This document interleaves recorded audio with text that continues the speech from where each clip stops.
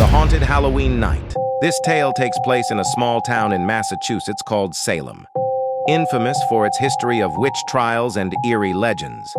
It was Halloween night, a time when the entire town was alive with celebration. People roamed the streets in costumes, and children went door to door collecting candy.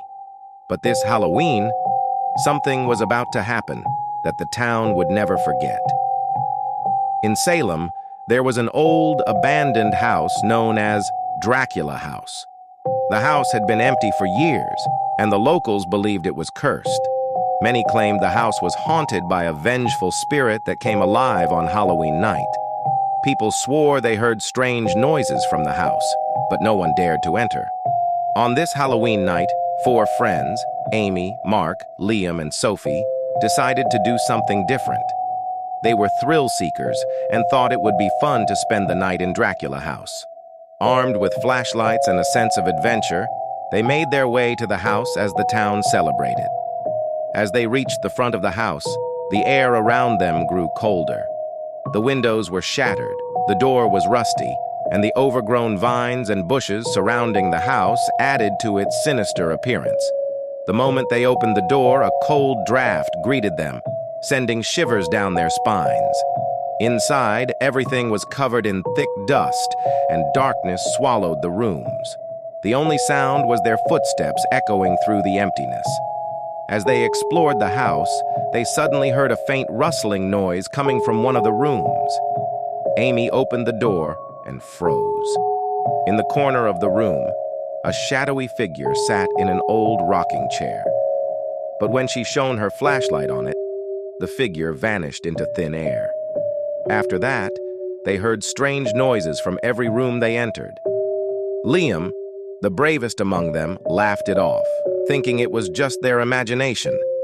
But as he climbed the stairs, he felt something cold grab his ankle. He looked down, but there was nothing there. When they reached the top floor, suddenly all the lights went out, and they were plunged into complete darkness. Their breaths quickened, and their hearts raced. Sophie suggested they leave immediately, but as they tried to open the door, it slammed shut with a loud bang and locked itself. They were now trapped, terror consuming them. Then they heard it, a faint whisper, growing louder. It seemed to be coming from all around them, but they couldn't see anyone. Mark, trembling, yelled, "Who are you? Leave us alone." But the only response was a chilling laugh echoing in the darkness.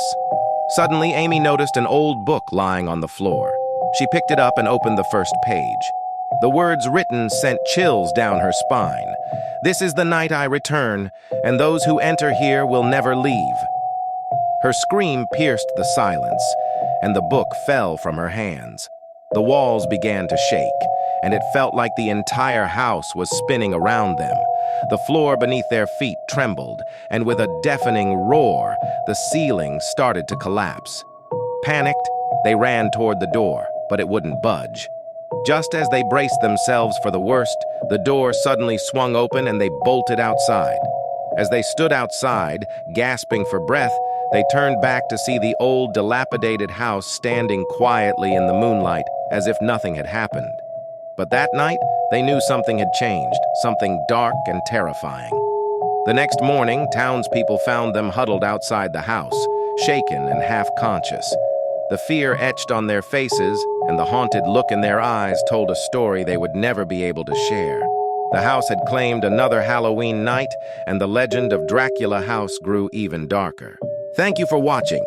If you enjoyed this story, don't forget to hit that subscribe button and ring the bell to get notified about more terrifying tales. Like the video and share it with friends who love a good scare. See you in the next one.